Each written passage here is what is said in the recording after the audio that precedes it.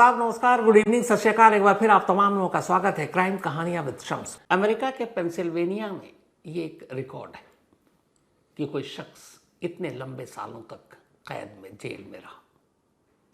भारत के एक नागरिक, दक्षिण भारत के सुब्रमण्यम सुब्बू उर्फ वेदम सिर्फ 9 महीने के थे जब उनका परिवार, उनके माँ बाप उन्हें लेकर अपने साथ अमेरिका गए थे। सिर्फ 9 महीने के, यानी 9 महीने की उम्र ऐसी तो होती नहीं कि आपको कुछ याद भी हो कि आप कहाँ पैदा हुए, आपके आसपास के लोग कौन थे। तो जैसे जैसे सुब्बू बड़े होते गए वो अमेरिका के ही होते गए, क्योंकि उन्होंने होश ही नहीं संभाला। 9 महीने की उम्र में अमेरिका भारत से जा चुके थे। धीरे धीरे वो बड़े हुए, माँ बाप ने उन्हें पढ़ाया लिखाया, इसके बाद कॉलेज में दाखला मिल गया। माँ बाप के पास अमेरिकन नागरिकता थी, सब कुछ ठीक चल रहा था 1980 तक। 1980 में अचानक एक शख्स जिसका नाम थॉमस किन्सर था, जो सुब्रमण्यम सुब्बू वेदम के दोस्त हुआ करते थे। उम्र 19 साल थी थॉमस की और लगभग इतनी ही उम्र सुब्रमण्यम की थी। तो पेंसिल्वेनिया के ही एक कॉलेज में, स्टेट कॉलेज, वहीं पर थॉमस किन्सर की लाश मिलती है। पुलिस मौके पर पहुंचती है। आसपास में कोई चश्मदीद नहीं था, कोई विटनेस नहीं था। पुलिस बॉडी को उठाती है, अस्पताल ले जाती है। अस्पताल में ले जाने के बाद पोस्टमार्टम होता है और उसके बाद पता चलता है कि थॉमस किन्सर के सर पर गोली मारी गई थी। एक ही शॉट था और उसी गोली की वजह से मौत हो गई। अब पुलिस अपनी तफ्तीश शुरू करती है। पूछताछ के दौरान कॉलेज के बच्चों से ये पता चलता है कि आखिरी बार थॉमस किन्सर सुब्बू के साथ देखा गया था। बस इतना सा ही सबूत था कि आखिरी बार वो देखा गया। अब पुलिस सुब्रमण्यम सुब्बू के घर पहुंचती है, उसे पूछताछ के लिए अपने साथ ले जाती है। और फिर माँ बाप को जब धक्का लगता है, जब ये पता चलता है कि पेंसिल्वेनिया पुलिस ने किन्सर के कत्ल के जुर्म में 18-19 साल के सुब्रमण्यम सुब्बू को गिरफ्तार कर लिया है। पुलिस पूछताछ करती है, उसके बाद चार्जशीट दाखिल कर देती है और बार बार कहती है कि तुम अपना जुर्म कबूलो। लेकिन सुब्रमण्यम कहते हैं कि मैंने कत्ल नहीं किया, मैं बेकसूर हूँ। पुलिस मानती नहीं है। इसके बाद मामला कोर्ट में पहुँचता है। अब अदालत में ये मामला गया। अदालत में जाने के बाद वहाँ पर भी कोर्ट में जूरी और जो जज थे वो एक ऑफ़र देते हैं सुब्बू को कि तुम्हारी सज़ा कम हो जाएगी, तुम्हारी उम्र और तुम स्टूडेंट हो, इसको देखते हुए अगर तुम अपना जुर्म कबूल कर लेते हो तो मान लो कि तुमने ही ये कत्ल किया है। सुब्बू कहता नहीं, मैं झूठे जुर्म को अपने सर पर नहीं लूँगा, मैं बेकसूर हूँ, मैंने गोली नहीं चलाई और मैंने अपने दोस्त को नहीं मारा। आखिरी मौका था। जूरी और जज ने वो तमाम दलीलें सुनी और उसके बाद अपना फैसला सुना दिया। 1983 में फैसला ये था कि सुब्रमण्यम सुब्बू को लाइफ इम्प्रिजमेंट और जब तक जिंदा है कोई पेरोल नहीं मिलेगा, वो जेल में ही रहेगा। अब सुब्रमण्यम सुब्बू जेल पहुंच गए। जेल जाने के बाद अब मामला ऊपरी अदालत में चैलेंज किया गया। ऊपरी अदालत में जब ये मामला पहुंचा तो वहाँ पर भी जज ने एक ऑफ़र दिया। उसने कहा कि आप अपना जुर्म कबूल कर लो तो शायद कुछ सज़ा में नरमी बरत दें। तब तक 5 साल बीत चुके थे, 88 आ चुका था। सुब्बू का फिर वही जवाब, नहीं, मैंने कत्ल नहीं किया, मैं बेकसूर हूँ और मुझे बख्श दिया जाए।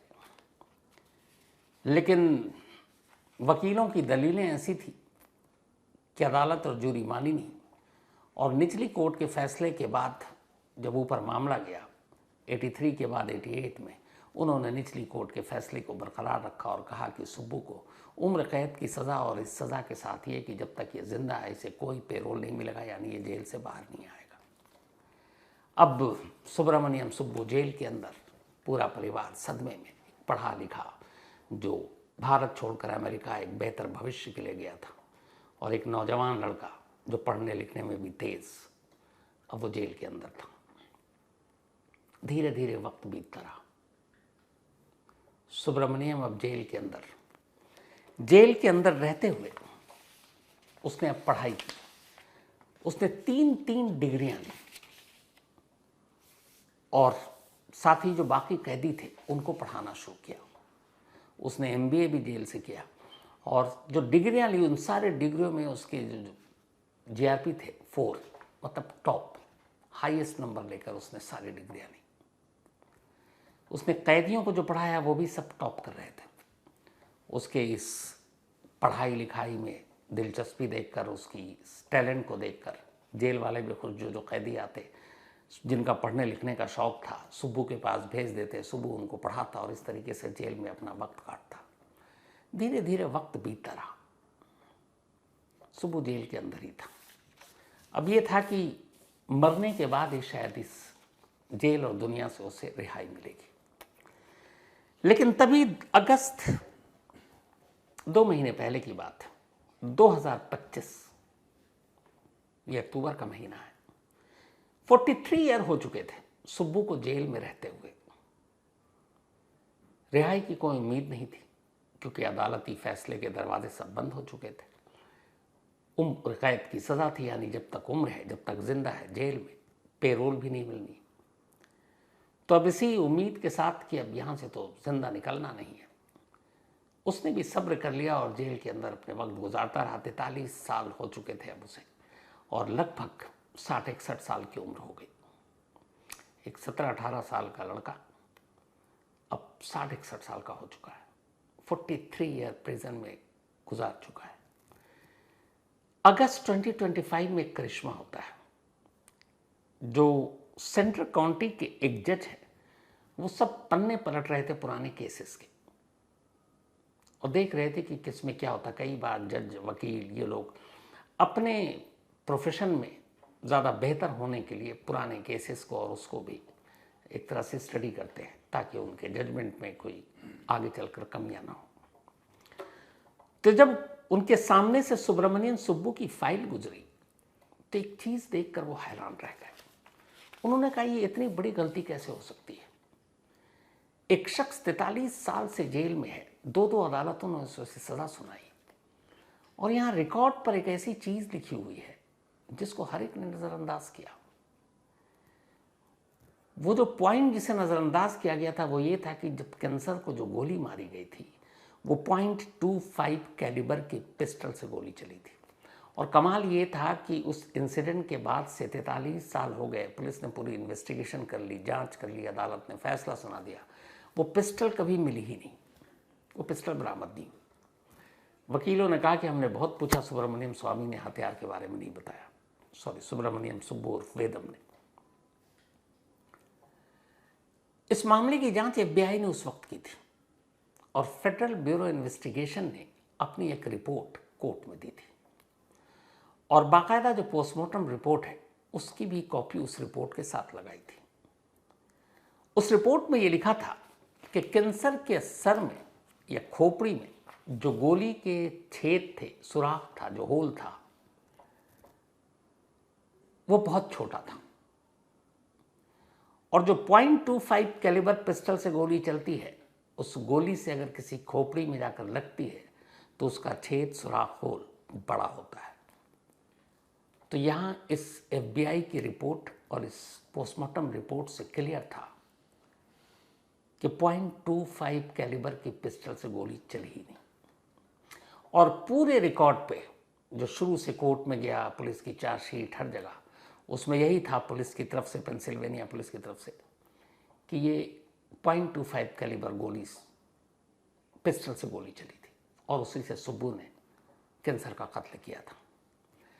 जब केस फाइल को पढ़ना शुरू किया उन जज साहब ने, काउंटी जज ने, तो उन्होंने देखा कि पूरा केस ही इस हथियार पे खड़ा हुआ है कि .25 कैलिबर की पिस्टल से गोली मारी गई। लेकिन एफबीआई की रिपोर्ट कह रही है, पोस्टमार्टम रिपोर्ट ये कह रही है कि खोपड़ी में जो गोली लगी है उसका जो छेद और सुराख है वो इतना छोटा है कि सवाल ही नहीं है कि .25 कैलिबर की पिस्टल से इतना छोटा होल हो सके। तो जब .25 कैलिबर से गोली ही नहीं चली तो फिर सुब्बू को सजा कैसे सुना दी गई? अब सिर्फ इस एक पॉइंट पर जज जोनाथन गाइन थे, उन्होंने इस केस को खोल दिया और कहा कि नहीं, इसकी एक सुनवाई होनी चाहिए। क्योंकि गुनहगारों को सज़ा बेशक मिले, बेगुनाहों को सज़ा नहीं मिलनी चाहिए। अब जब उन्होंने ये रिपोर्ट देखी थी तो ये जज साहब का कोट है जिसमें उन्होंने लिखा था कि अगर ये सबूत पहले मिल जाता, निचली कोर्ट को मिल जाता, 83 में मिलता, 88 में मिलता, तो शायद वो कोर्ट और जूरी मेंबर वो फैसला सुनाते ही नहीं जो उन्होंने सुब्बू के खिलाफ सुनाया था। क्योंकि पुलिस की रिकॉर्ड में .25 कैलिबर का जिक्र है और पोस्टमार्टम रिपोर्ट और FBI की रिपोर्ट ये कहती है कि .25 कैलिबर से तो गोली नहीं चली। और कमाल ये था कि जब उन जज साहब ने पूरी फाइल पलटी तो ये देखा कि जो सरकारी वकील थे जो खिलाफ थे सुब्बू के, उन्होंने FBI की इस रिपोर्ट को कभी कोर्ट के सामने जानबूझकर रखा ही नहीं। अब जब FBI की रिपोर्ट ही नहीं रखी तो जज को भी ये टेक्निकल चीज़ें सब पता ही नहीं चली कि .25 कैलिबर का मामला है कि नहीं है। तो ये FBI की रिपोर्ट क्यों छुपाई गई, सरकारी वकील ने क्यों छुपाया कोर्ट से, ये एक राज था। अगर खुद कॉन्टी जो अभी जज हैं जोनाथन, इनका कहना है कि अगर ये सबूत पहले मिल जाता तो शायद सुब्बू को इतने सालों तक जेल में रहना ही नहीं पड़ता, जो पेंसिल्वेनिया के इतिहास में पहला मामला है कि किसी कैदी को 43 साल तक जेल में रखा गया। तो जब उन्होंने ये देखा, इसके बाद सेंट्रल काउंटी के डिस्ट्रिक्ट अटॉर्नी बर्नी कोटाना है, उन्होंने इस पूरे मामले की तफ्तीश की, FBI की उस रिपोर्ट को देखा। अब आईने की तरह केस साफ था। फिर ये फैसला लिया गया इंसाफ के हक में कि जिस पिस्टल और जिस गोली के आधार पर इस केस को खड़ा किया गया बिना किसी विटनेस के, वो तो पिस्टल से गोली ही नहीं मारी गई। और फिर वो कहते हैं ना कि एक सच्चे आदमी की सच्चाई कभी बेकार नहीं जाती।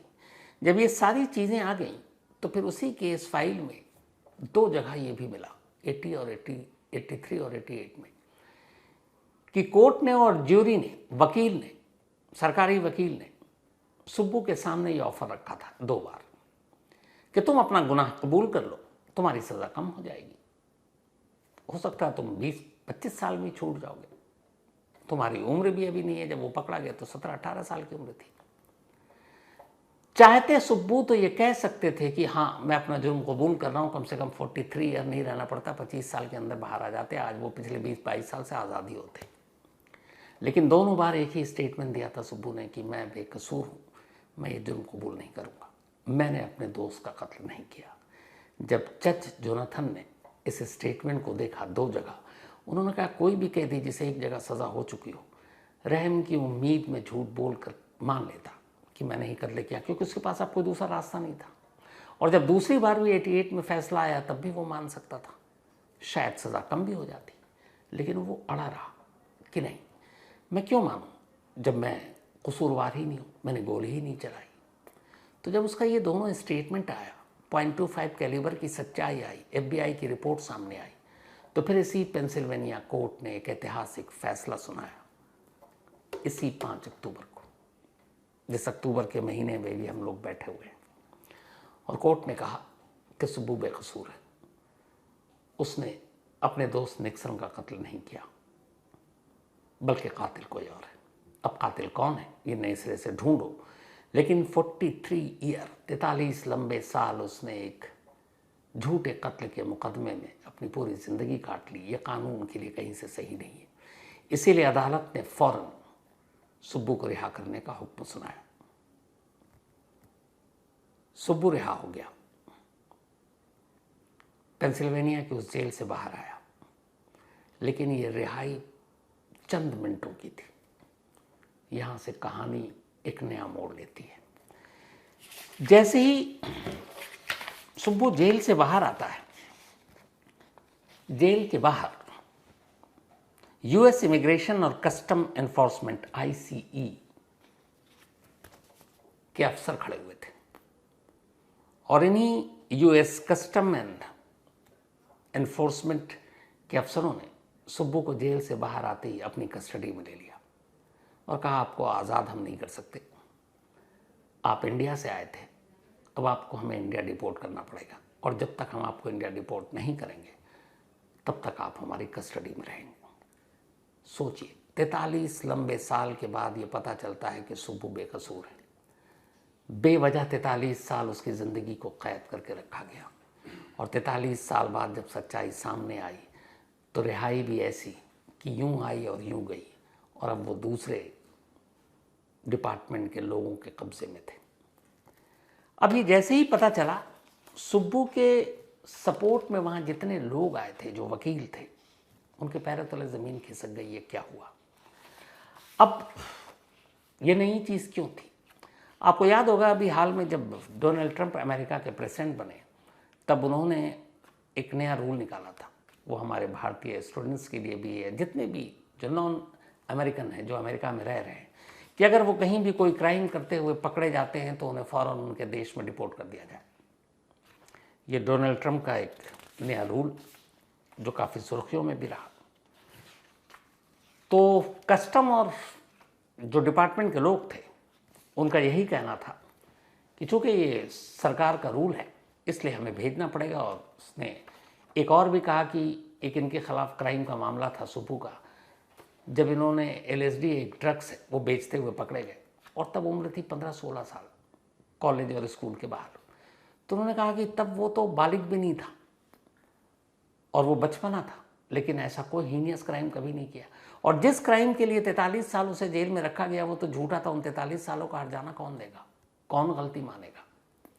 लेकिन नहीं, उन्हें चूके बाहर करना था। उन्होंने 15 साल की उम्र का एक छोटा सा जुर्म उठाया और कहा कि नहीं, ये जो नया आप अमेरिका से बाहर भेजने का जो रूल है ट्रंप साहब का, उसके तहत इन्होंने चूंकि एक क्राइम किया था, एक ड्रग्स बेचा था, इसलिए हम इनको अमेरिका की सरजमीन पर नहीं रहने देंगे, वापस भेजेंगे।